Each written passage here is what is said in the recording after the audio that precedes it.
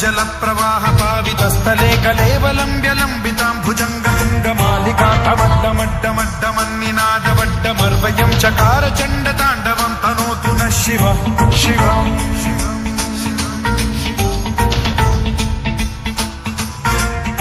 जटाकटाह सम्भ्रम भ्रमन्निलिम्ब निर्झरी विलोल वीचि वल्लरी विराजमान मूर्धनि धगद्धगद्धगज्ज्वलल्ललाटपट्ट पावके किशोर चन्द्रशेखरे रति प्रतिक्षणम् मम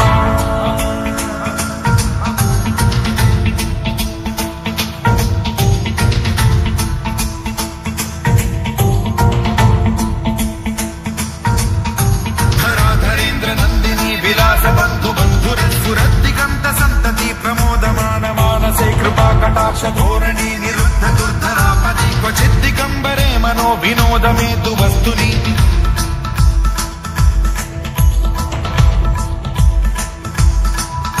जटाभुजंग पिंगल स्फुरत् प्रणामणि प्रभा कदम्ब कुङ्कुमद्रव प्रलिप्त दिग्वधूमुखे मदान्ध सिन्धुरस्फुरत्वगुत्तरीय मेधुरे मनो विनोदमद्भुतं बिभर्तु भूत भर्तरि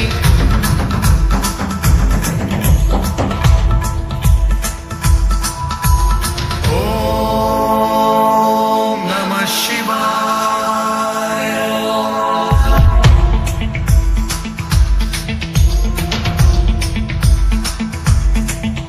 सदा शिवं भजाम्यहं सदा शिवं भजाम्यहं ॐ नमः शिवाय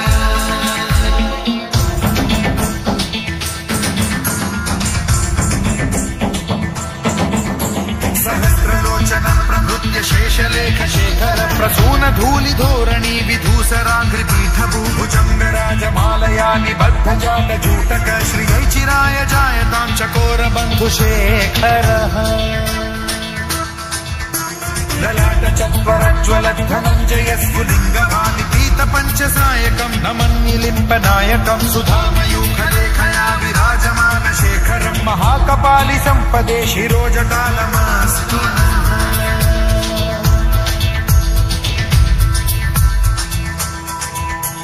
कराल भाल पट्टिका धगद्धगद्धगज्ज्वलत् धनञ्जयाहुतीकृत प्रचण्ड पञ्चसायके धराधरेन्द्र नन्दिनी कुचाग्र चित्रपत्रक प्रकल्पनैक शिल्पिनी त्रिलोचने रतिर्मम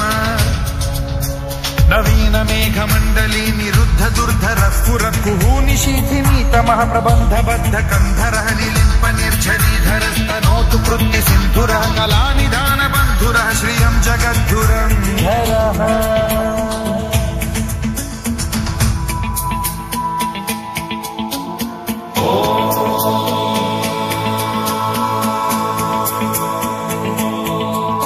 प्रफुल्ल नील पंकज प्रपंच कालिम प्रभावलंबि कंठ कंदली रुचि प्रबद्ध कंधरं स्मरच्छिदं पुरच्छिदं भवच्छिदं मखच्छिदं गजच्छिदान्धकच्छिदं तमन्तकच्छिदं भजे अखर्व सर्व मंगला कला कदम्ब मंजरी रस प्रवाह माधुरी विजृंभणा मधुव्रतं स्मरान्तकं पुरान्तकं भवान्तकं मखान्तकं गजान्तकान्धकान्तकं तमन्तकान्तकं भजे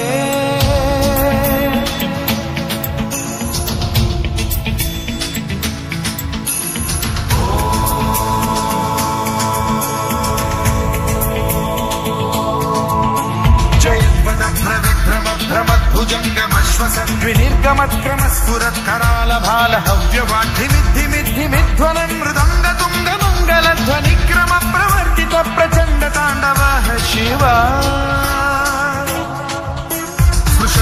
नेत्रकल्पयोर्भुजङ्गमौक्ति पत्रजो गरिष्ठरत्नलोष्टयो गुरुद्विपक्षपक्षयो कृशारविन्द चक्षुषो प्रजामही महेन्द्रयो समप्रवृत्तिकदा सदा शिवं भजाम्यहम्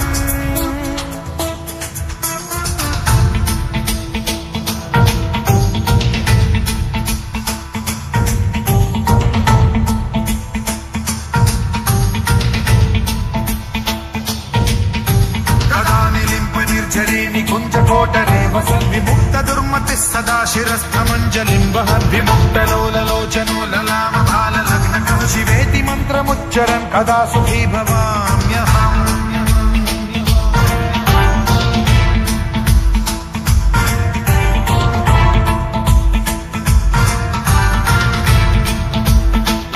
इदं हि नित्यमेव मुक्तमुत्तमोत्तमं स्तवं पठन् स्मरन् ब्रुवन्नरो विशुद्धिनेति सन्ततं हरे गुरौ सुभक्तिमाशु याति नान्यथा गतिं विमोहनं हि देहिनां तु शङ्करस्य चिन्ता विमोहनं